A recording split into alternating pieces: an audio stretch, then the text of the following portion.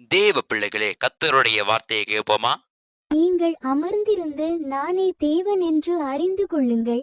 சங்கீதம் 46:10. ஹalleluya. கர்த்தர் நாம மகிமைப்படுவதாக. கர்த்தர் இந்த வசனத்தை இன்றைக்கு கர்த்தர் கொடுத்தபடியே கர்த்தருக்கு நான் ஸ்தோத்திரிக்கிறேன், நன்றி செலுத்துகிறேன். ஹalleluya, ஹalleluya. தேவ பிள்ளை, ஹalleluya. தேவன் நம்மளை நோக்கி சொல்கிறார், நான் தேவன் என்று நீ அறிய போகிற, அதாவது நீ கும்பிடுகிற தேவன் தான் தெய்வம் என்று அறிந்து கொள்ள போகிற அப்படின்னு தேவன் இன்றைக்கு நம்ம இடத்துல சொல்கிறார்.